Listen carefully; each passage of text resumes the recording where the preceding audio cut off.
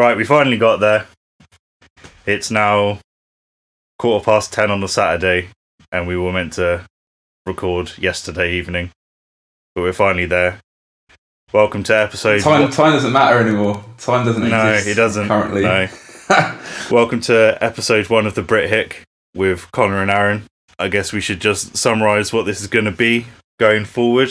We're two musicians, but we're not really doing a music podcast. I think there's enough of those going around that do a better job than we will. So we're just going to chat about kind of current events.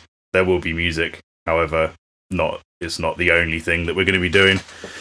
So we'll just crack on as quickly as possible and go through the absolute ridiculousness of the news from the past week. I guess starting with the insinuation that people should lie on sunbeds and ingest disinfectant. What's your take on it? Well, I've been telling people to drink bleach for years, but I didn't mean it like this.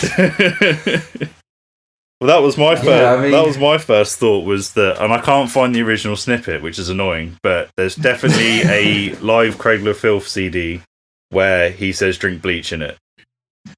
And that was like from 99. I also, in the last day as well, there have been snippets of Metalocalypse where they say about drinking bleach and what happens to them when they do it. And someone else pointed out as well that in Terminator 2, the substance that Sarah Connor puts in the syringe to try and get out of the mental asylum is like a disinfectant, like cleaning bleach solution. Oh, I never caught that. I've obviously seen the movie a few times, but... Yeah, like it just got pointed out that someone said, I didn't think of it, so it got pointed out, that it got posted. It was like the stuff that she fills the syringe with is what they're basically what they're suggesting you inject yourself with. Amazing. I rewatched the interview because the initial thing was he's telling people to drink bleach, and he doesn't tell anything. It's all bluster and, oh, can we or can't we, or are you looking into this, or maybe we should, maybe we shouldn't, I don't know. It's all very garbled, but the insinuation is enough from a person in power, I guess. Yeah, I think that's the crux of it, really. It's not the with a lot of the things that he is pinned with having said or insinuated with Trump, whether you dislike him or like him, a lot of it is kind of insinuation, or you can frame things in a certain way, but I think you've hit the point there. It's kind of like, this is probably one of the most this is one of the most powerful people in the world, and you shouldn't be really saying things which can leave it open-ended like that, because there are impressionable people, and there are very rabid, like, loyal Trump supporters within America who might do stupid shit like that, and then equally your detractors are just going to jump straight on that. Like, I've just pulled the news up, and it's like basically just 3 top headlines when I've searched this. So he's had to end today's like COVID-19 briefing like abruptly, because he's obviously all the mockery he's received yesterday, and it just throws everything out of the window in terms of, like, any kind of seriousness for this issue. Like, you've already seen America, there's people protesting about the lockdown, and however you feel about the situation and all the information that's been presented, it's like, obviously it is in black and white. People have died because of this, so just take it seriously, and like, shit like this doesn't really help. Like, it's funny, like, it's definitely funny, but satire is definitely dead, and this is just another nail in the coffin. Well, it's one of the things that, like, and I haven't seen this rebuttal. I'm assuming that it was from today or like late yesterday that he said that it was either sarcasm or a joke. Yeah. And I don't know whether or not that's actually been said, or if that's something that some news site has just kind of pulled out of thin air. Well, The Guardian have reported it. Obviously, I'm not trying to show any bias or anything here, but they are like a reputable publication. But apparently he had said that it was sarcasm, like in today's briefing. Right. But yeah, again, you're the president of the United States, like, don't just chuck shit like that out into the ether. Yeah, it's not an ideal situation when people were saying things that are very clouded and vague, and I'm not suggesting that you should do this because I have no idea. However, I think I have an idea, therefore maybe you should.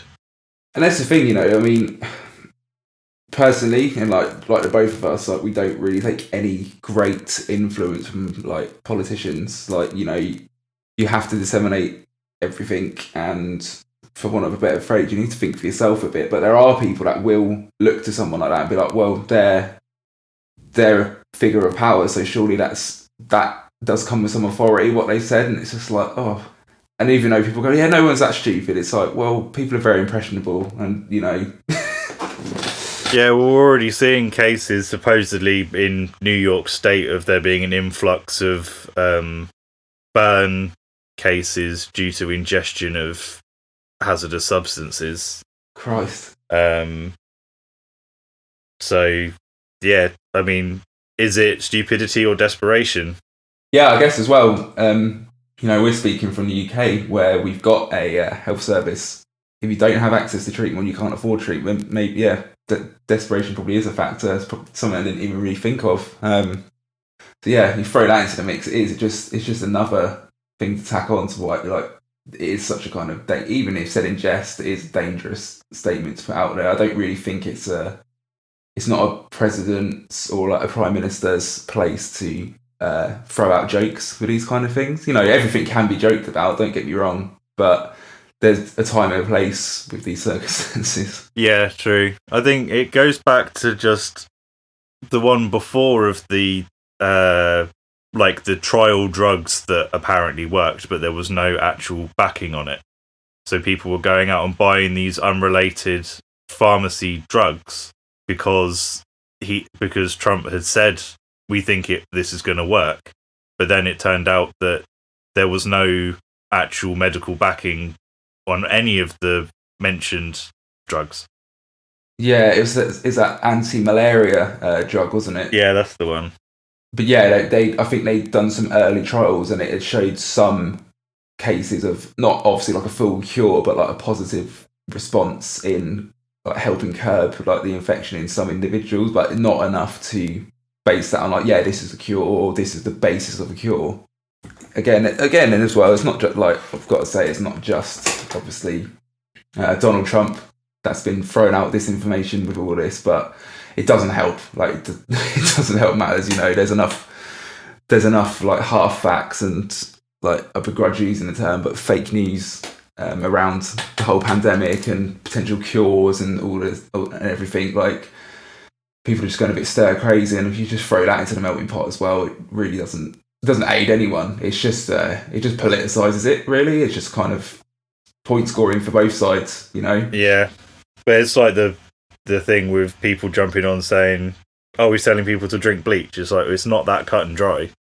Yeah, exactly. By you jumping on it like that, you're automatically a target for ridicule by his supporters and detractors of your point of view.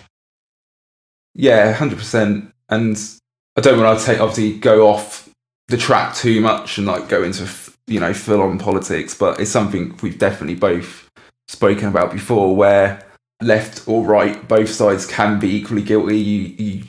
You take what you want from something that's been said or a situation, and you do turn it for your own gain, and it just becomes mudslinging, and that doesn't help anyone. No, it really doesn't help anyone. I think it's difficult as well because it's such an easy thing to see something that can be very easily turned for your own gain in regards to something that people feel so passionately about at this point in time. So it's hard to take a step back and then be like, you need to be impartial. Like, you have your opinions, however, if something goes against your opinion, you need to kind of take it at the same value as something that supports your opinion. Yeah, 100%. As long as it's something that's factually correct and it is true, you should, like, it does have value. There's obviously certain things which, as an individual, as a group, you're never going to support or agree with. But if it is a cut and dry matter of, a debate around a certain issue, or like this, let's just keep it within the realms of, the whole COVID-19 pandemic at the moment. If it is an issue related to that and there are clear facts, you should be able to have a dialogue, and an actual discussion around these things rather than just targeting each other and trying to tear each other down. I know it's easier said than done, and social media is shit for it. It's just like a constant slanging match. That's why I don't really try and wade into any of these stuff anymore online, because it's so easy just to put something in type and be Billy Big Bollocks. But it falls into a deluge of one-upmanship. Yeah, and there's always going to be someone who doesn't care about any kind of discourse, or maybe opening up people's perceptions to things or challenging their own perceptions, and just wants to be inflammatory. Yeah, they just want to ruffle feathers. Yeah, like a really, really shit Leroy Jenkins. Yeah, you could go into it with that kind of analogy that they could be saying, they could just be saying stuff that they don't actually believe in. They just say it because it gets the reaction that they want. Yeah, and that's the thing. I think when you've got people who are passionate about what they believe in, regardless of what side of the political spectrum you fall on, if you're a passionate person, you're going to get drawn in by that. It's easy to forget sometimes there are literally people who and I don't mean this in a dismissive way, there are people who will just get on with their lives and don't really give a shit about. I think it can be applied to almost anything. That if you fall down a rabbit hole of anything that you have a passionate opinion about, whereas there are going to be other people that are either going to take that passion and change it for their own gain, or just genuinely don't care about it. I mean, even if you take it down to something which obviously doesn't affect the world on that magnitude, like politics, but you look at music. Yeah. Especially from, our experience and our background, playing in metal bands and stuff, you've got a real level of elitism in some aspects, and almost that gatekeeper kind of attitude, and very, very inflammatory, very quick to try and shut people down in some instances. But for us, I'd say we're equally, or maybe more so, as passionate about that kind of music, but we can kind of take a step back from things and actually discuss things with people. You don't have to shut things down just because it's out of your field of taste all the time. Yeah.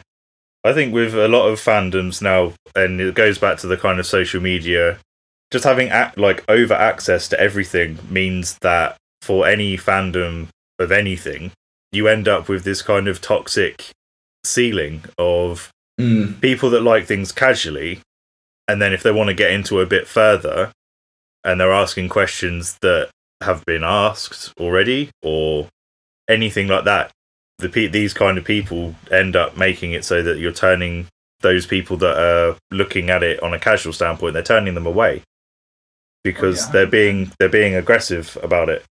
And it just seems to perpetuate anything.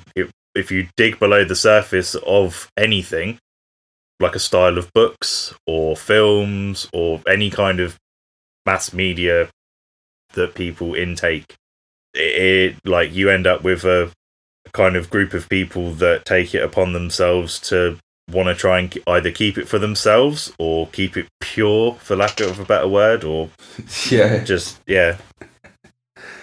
it's quite.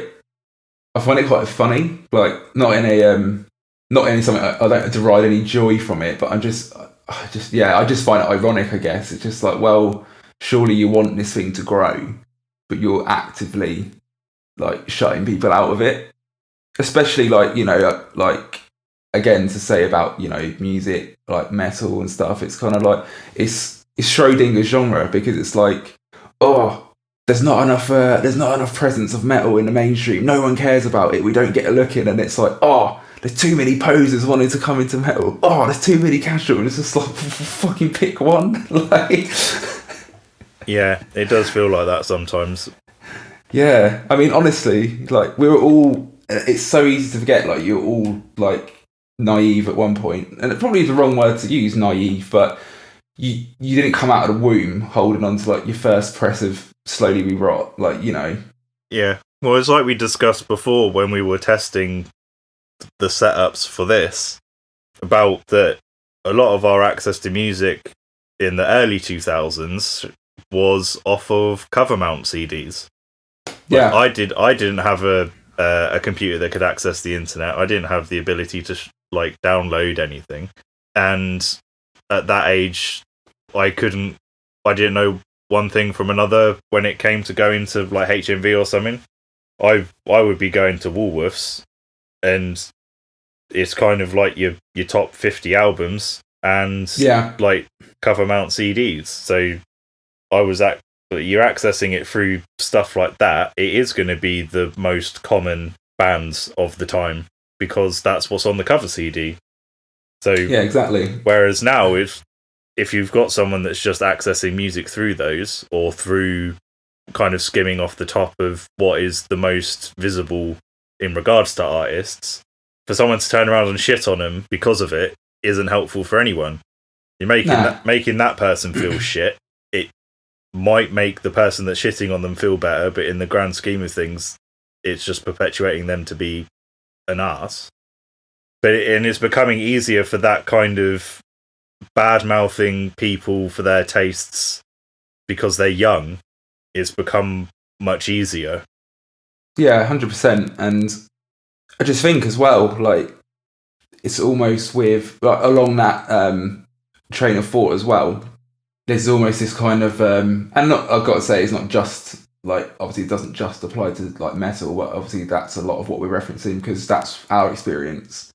There is this kind of thing of, like, you have to like X artist, otherwise you're not true, or you're a poser and stuff. And it's kind of like, if you look at young, like, you know, young people now, like, we're not ancient, but we're not 18 anymore. Things that are exciting and engaging for young people musically are like very different to like what was around when we were that age. Yeah. And, you know, I like, if you look at a common argument, you know, like, just to like dumb things down a bit, but the classic, you know, rap shit, like, you know, metalheads shitting on rap, for example. If you listen to something like Scarlord, which that's, you know, is quite a popular artist in the kind of like really aggressive kind of like trap with like metal influence in it. Right. If you listen to something like that, if I was 18 now, I'd probably think that was infinitely more like exciting than Iron Maiden, for example. Yeah. Don't get me wrong, I'm not a massive Iron Maiden fan. I like them, and obviously hugely important band within metal. But if I was a young person and someone went, listen to these two things, I'd be like, fucking, what? This sounds like now or the future, and this doesn't apply to me. Yeah, that's so. I guess when I was in, it's got to be like in that kind of 18 to 22 bracket where I was. So that was when I was listening to like all the Japanese rock stuff, because it was a weird mishmash and they weren't held to like one genre. So they'd just do, well, as it turns out, they'd just do what the company that ran the band would tell them. So it wasn't their choice, it was run by the production companies. However, one song would be a straight up rock song, one song would have electronic influence, one song would have other things, one song would have violins and stuff. Yeah. Because it wasn't just all the same, which I found interesting, which is why I got into it. But out the back of that, I ended up listening to bands like non-Japanese bands, but bands like Diablo Swing Orchestra and Unexpect, and then later on Igor, because they kind of just throw stuff at the wall and see what sticks, rather than just being, yeah, we're just going to stick to this one thing all the time. Yeah.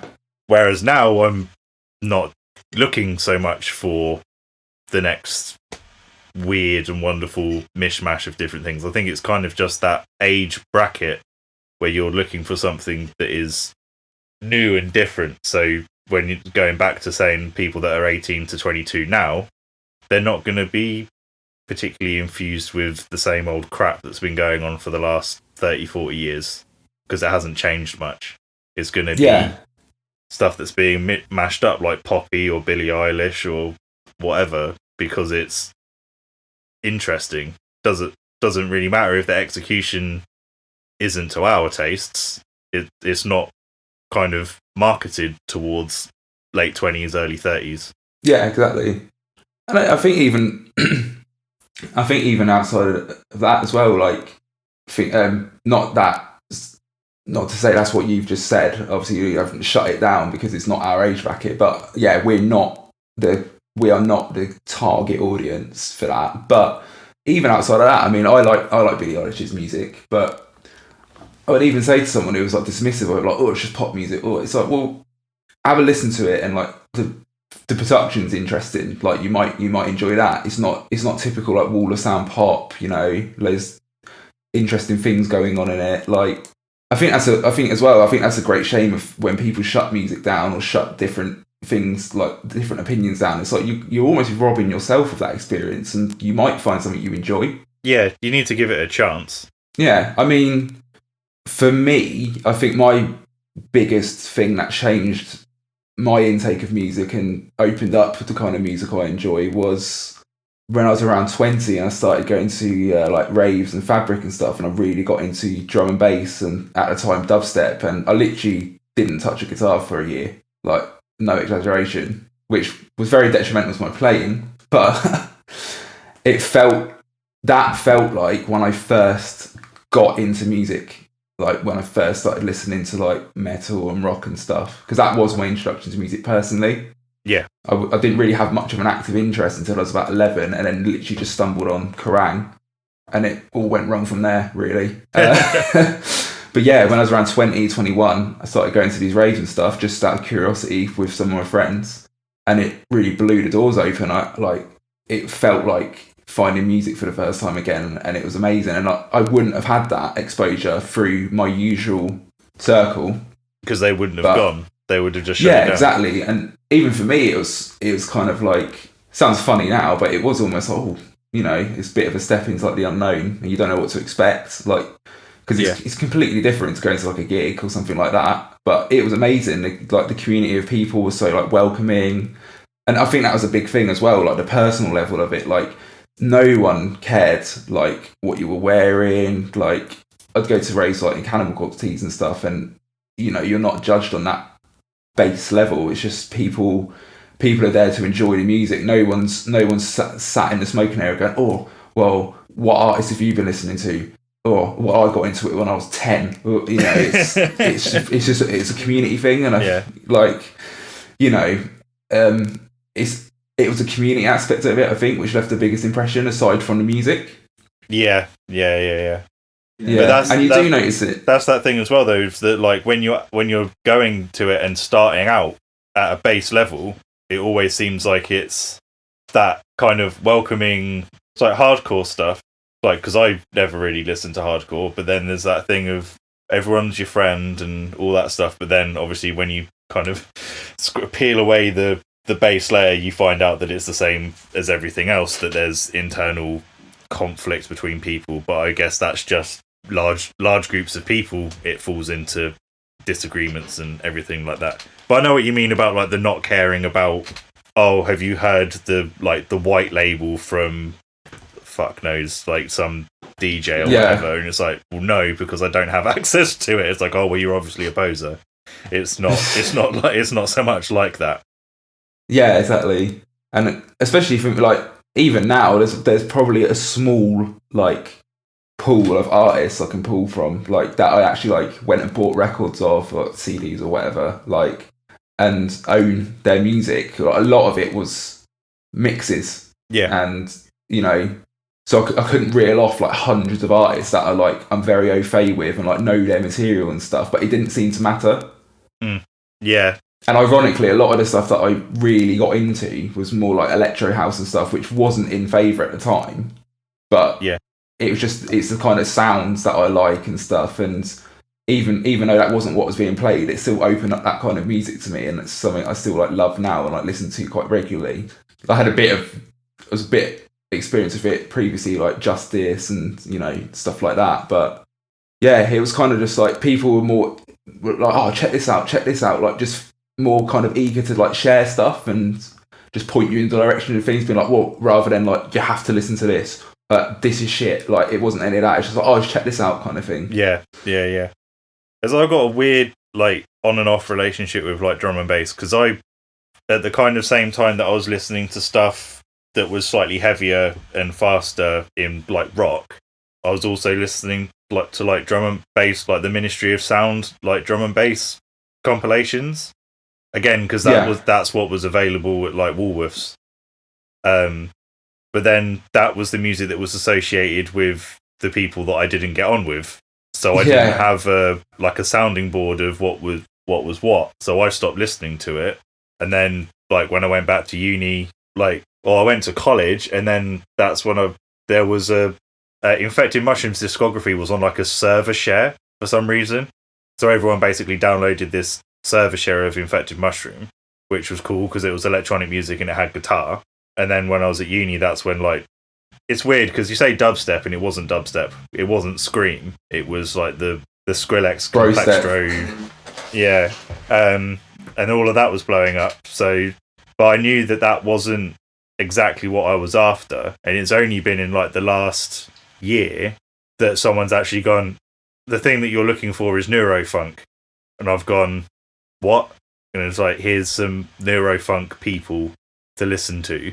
And I've gone, shit, yeah, this is exactly the bits of the stuff that I liked of certain artists as a genre is this. Yeah. And it's been such a long on and off process of listening to, because I never got myself fully into it. Just like, oh yeah, I like a bit of this and a bit of that. That it's taken God knows how long until the point where someone's gone, what you're looking for is this. And I've gone, oh yeah, crap. It's been 80 years. Yeah. Well, yeah. But yeah, no, I mean, yeah, I know what you mean as well. Like with, in terms of like what you were mentioning about when you don't have a soundboard for that kind of thing, or people to kind of suggest things to you. Because I mean, when I've had conversations with like mates, like people in person, like about music and stuff, and you know, like you mentioned like drum and bass or electronic music, like oh shit, like I just like heavy stuff, and it's like, well, Neurofunk's a great example of that. It's like listen to some Neurofunk, it's like a lot of it's so aggressive. Yeah.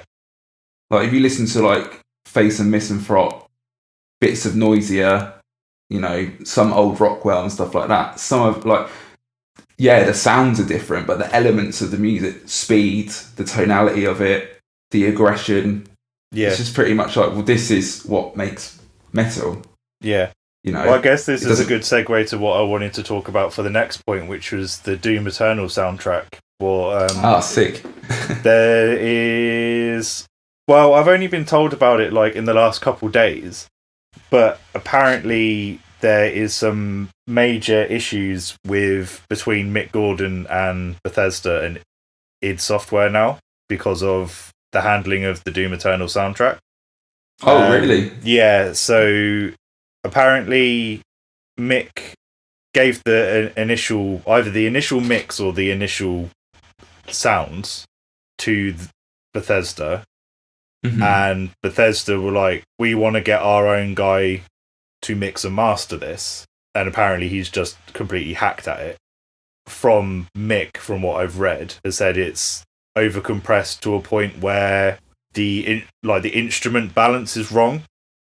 Oh. So if he wanted a certain synth or guitar part to come out, that's now been squashed by the master compression so much that something else is now popping out.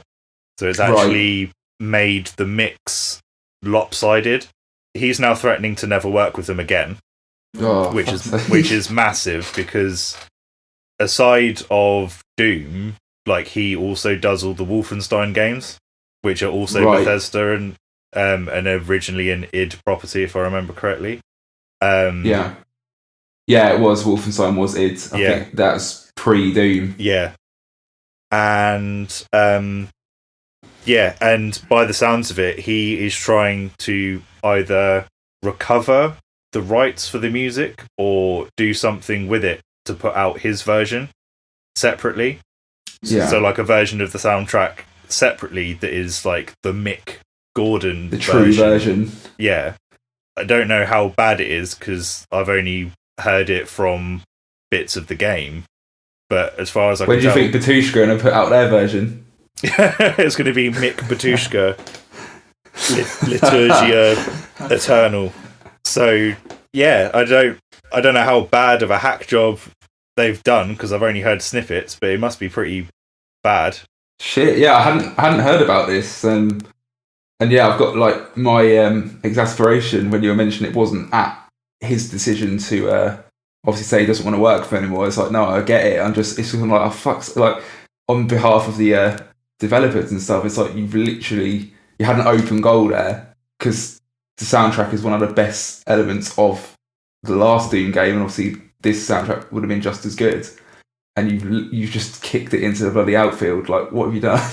Yeah, well, this is the thing as well, is that what I'm only kind of going off of it's one of those things with press sheets and like kind of speculation and Twitter feeds and things like that.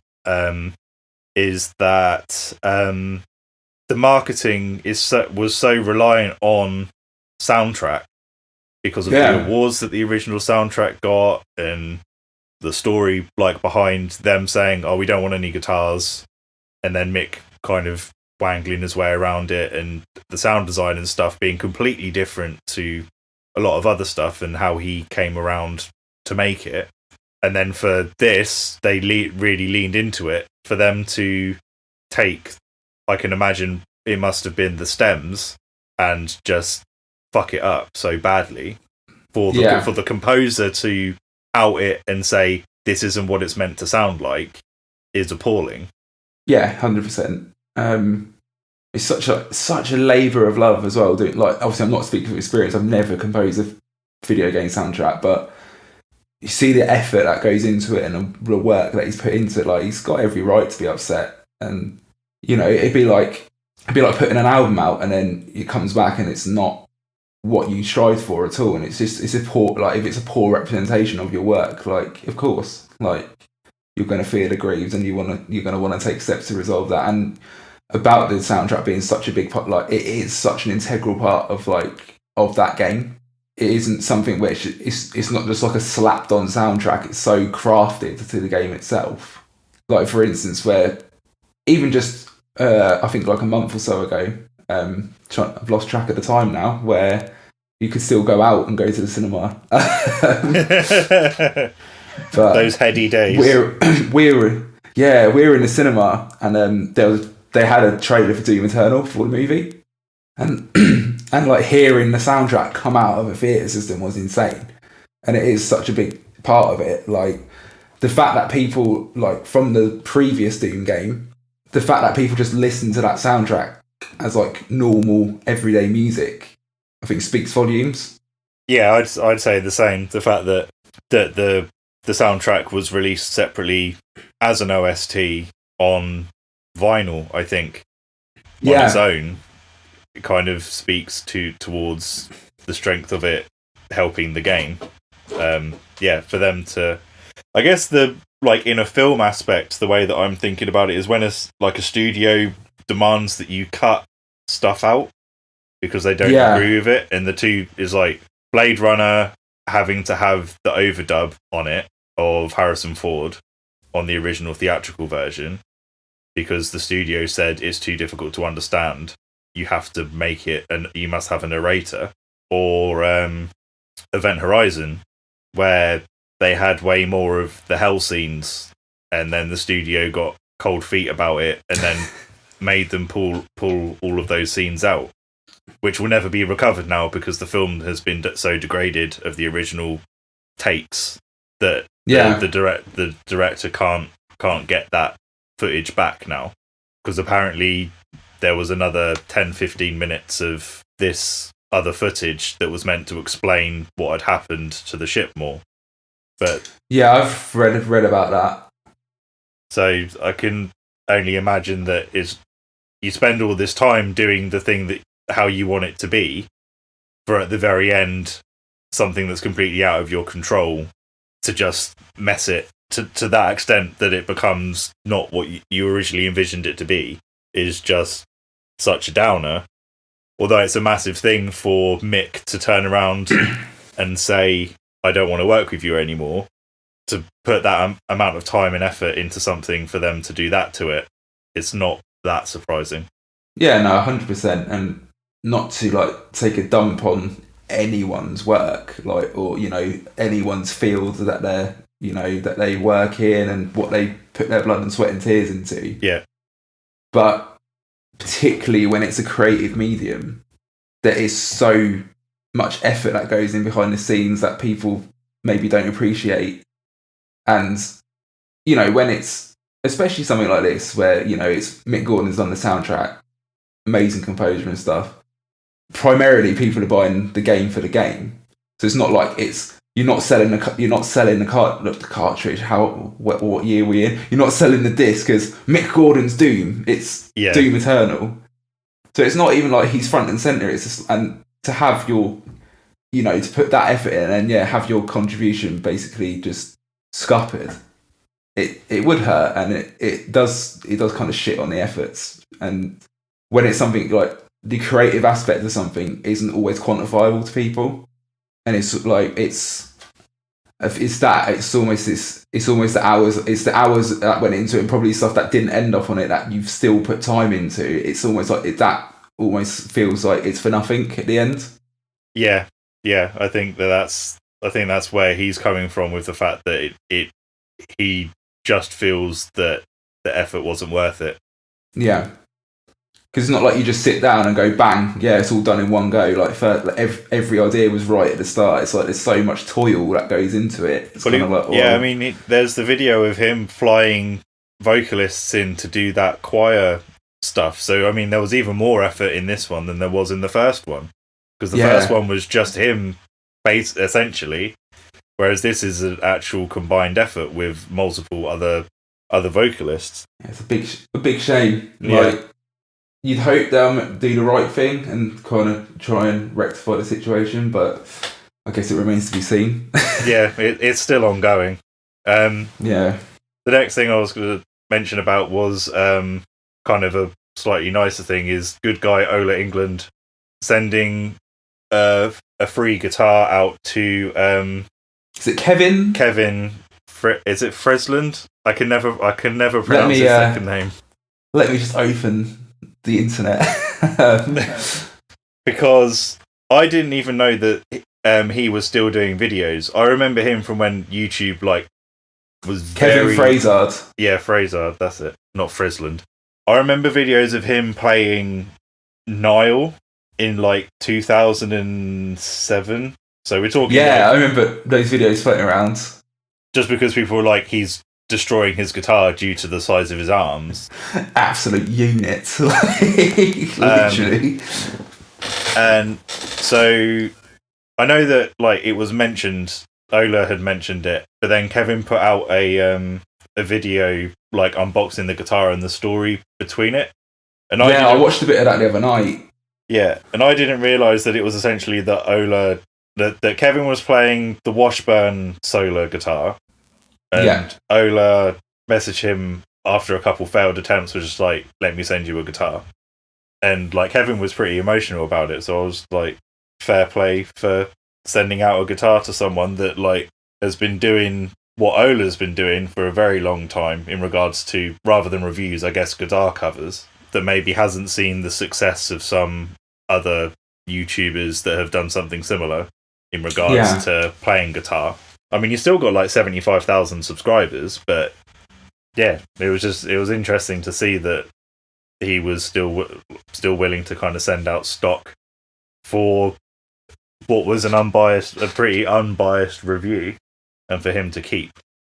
Yeah, 100%, man. And it is really nice to see someone acknowledged for their efforts and their contributions to YouTube. You know, obviously it's there for us all to enjoy of his content and stuff. And just scrolling through his videos, it's all very wholesome. It's just, for want of a better word, it's guitar covers. There's some workout vlogs and stuff, because obviously he's a bodybuilder.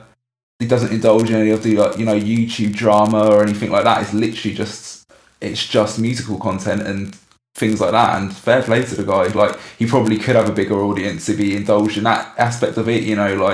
Reactions and getting involved in like the kind of, in my opinion, the petty side of like YouTube guitar community, where there's like the controversies, probably have a massive spike in viewing numbers wading into that kind of stuff. But he hasn't. He's just ploughed on like doing obviously what he enjoys and actually like putting good content out, like musical stuff.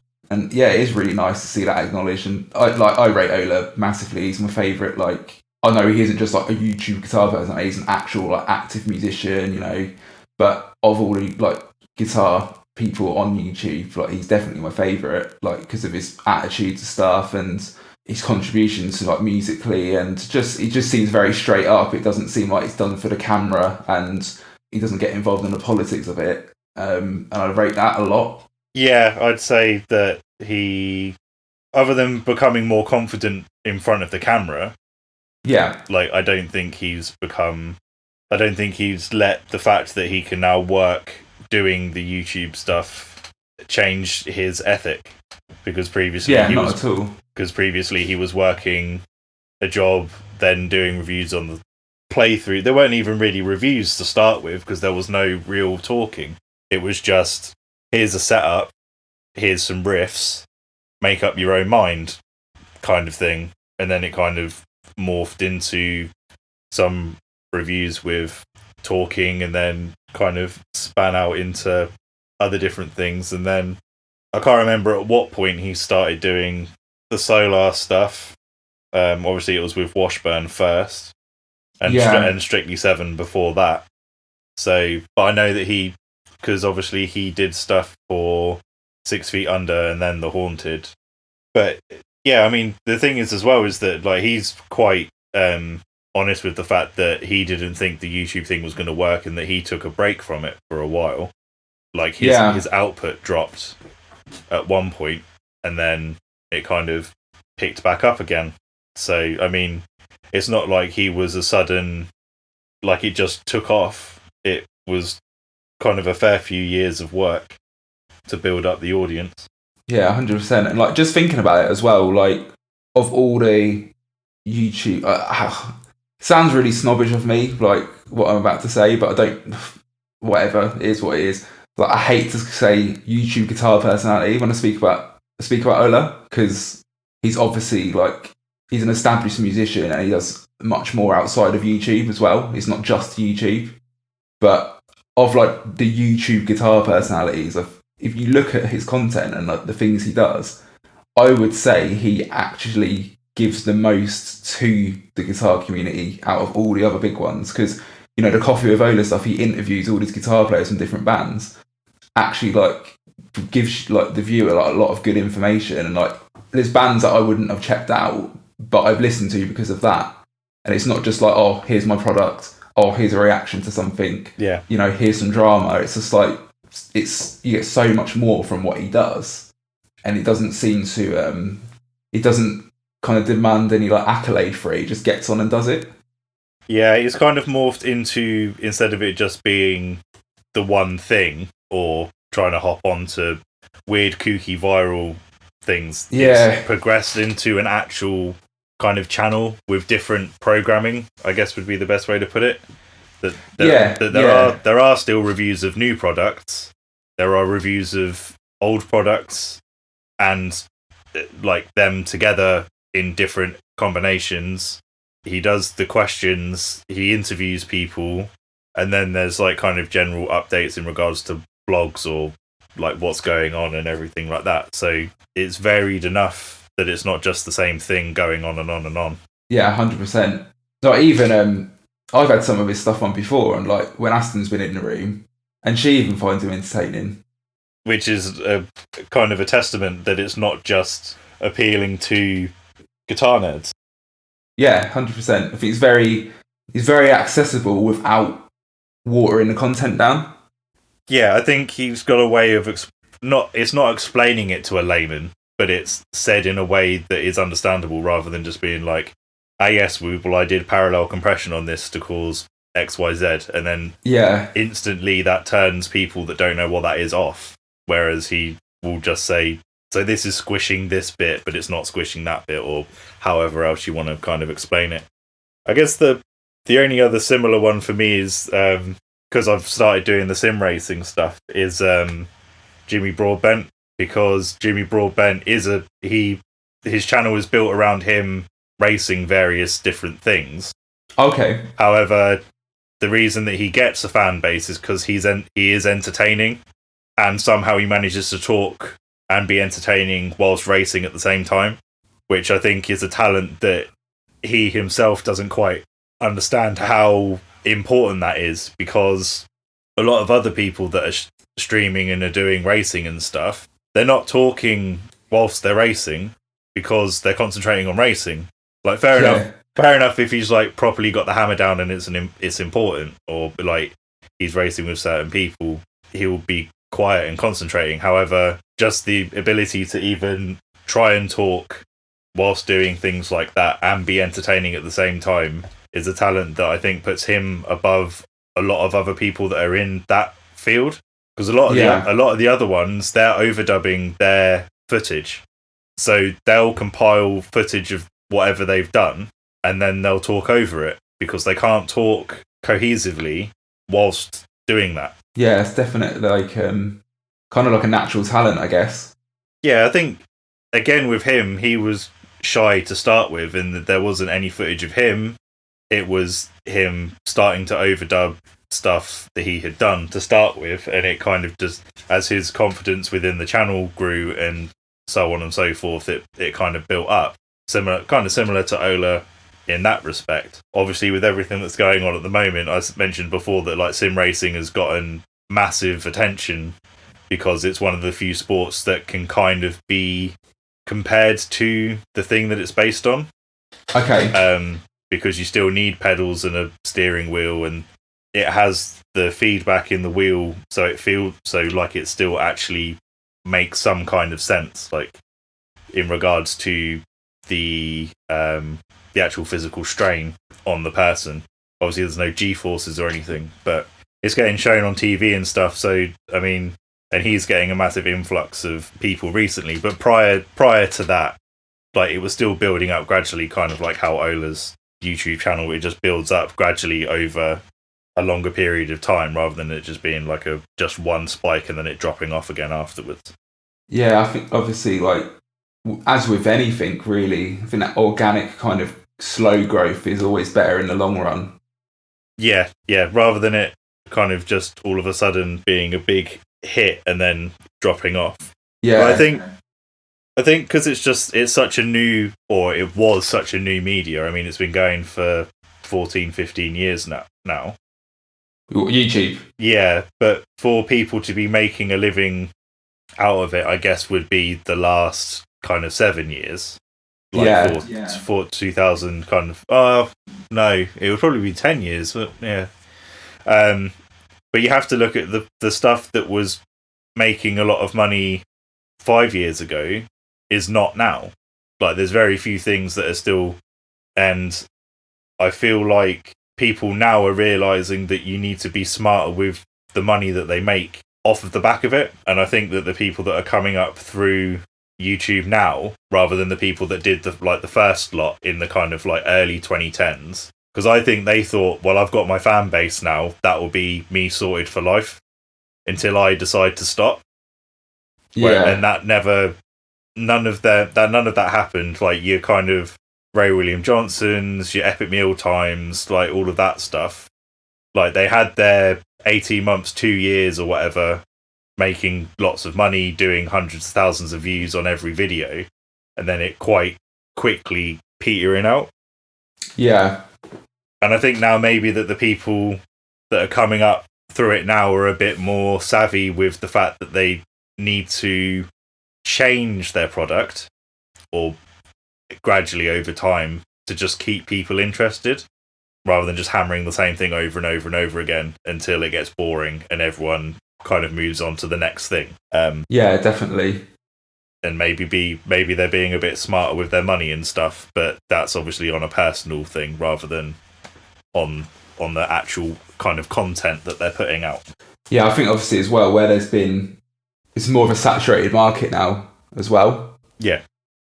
You know, there's so many people like, I'll be a YouTuber, or like, I don't know, it's a very simple way of explaining it. Like, oh, I'll make a YouTube channel, like for some revenue or something, which is cool. Yeah, fair enough. If you can do it, do it. But yeah, it's like anything, you know, it's like being a musician. It's a saturated market.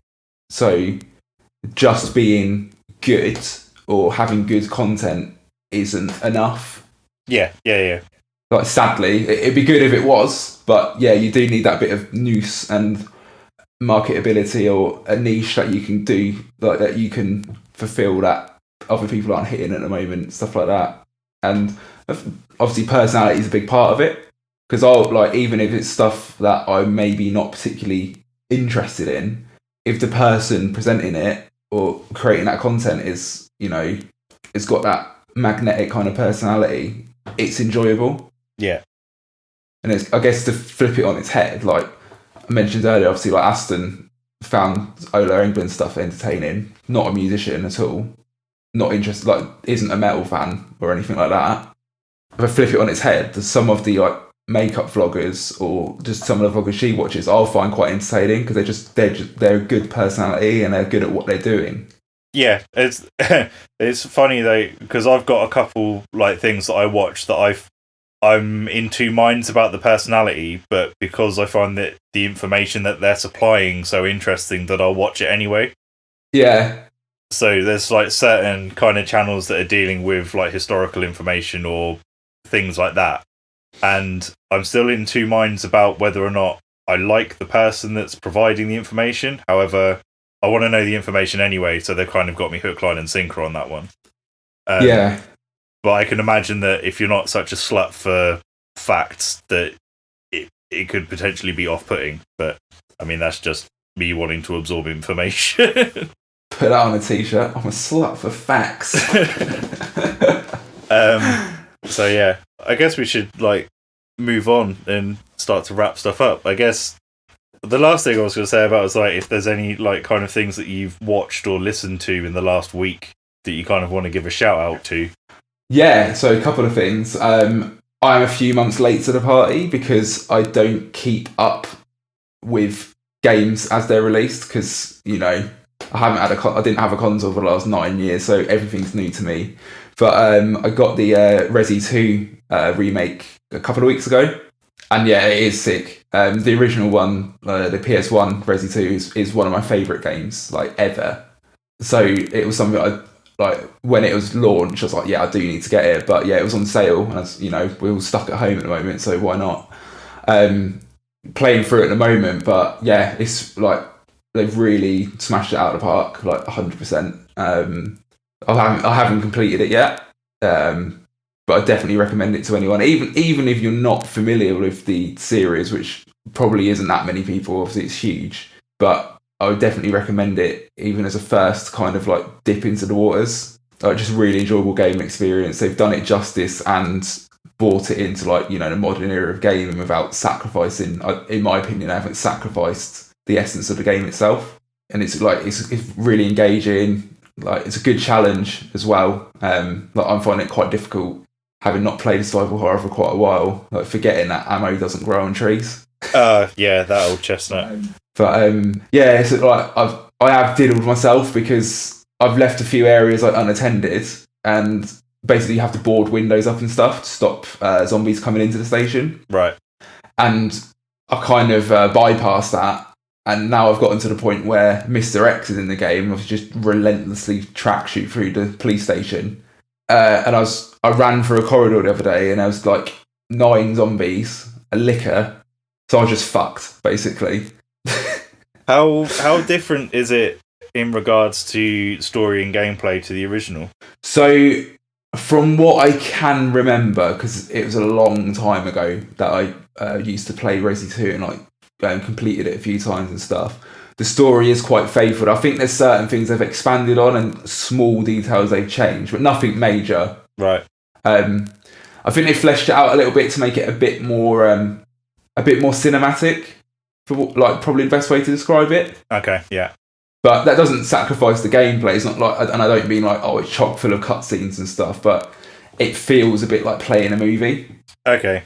But not in a quick time event, press X. No, yeah, there's no quick time events or anything like that, but just the scripting of it. Obviously the voice acting's like miles better than it was in the original Resident Evil games. Yeah. It wasn't, definitely had its charm, but it wasn't their strong suit. But yeah, like it plays really well. The narrative is very smooth. This is what I've experienced so far. I've not completed it yet. But they have changed elements of the game in terms of like locations of stuff and like certain rooms, which is cool because if you're experiencing the original one, it's not just an easy like run through. It gives you new challenges. Yeah. You can't just be like, oh yeah, I remember this room from, when did it, 98 it came out. I remember this room from 20 odd years ago. It's fine, just breeze through. Like the enemies and stuff are loads more challenging as well. Like they're just relentless. It's so hard to kill anything. Which I guess is good for it being a survival horror. Oh, 100%. And it's like, you'll down a zombie and it will come back up if you don't like actually finish it off. But then it's just like, do I kill it and use my ammo? Or do I give myself a pain in the arse later on? Yeah. Graphically as well, it's insane. Like, the gore effects are ridiculous. Like, it's so realistic. Right. You blow something's head off with a shotgun and it looks like you've blown his head off with a shotgun. Yeah, well, I guess if you're going to make it visceral, you need to kind of make it more realistic. Yeah, it is amazing, like it's the visuals and stuff like that, but they've just done the relaunch of 3 as well, which I'll probably pick up after this. I've seen a few criticisms that it's quite short. Apparently you can play through it quite comfortably in about 4.5 hours. Oh, okay.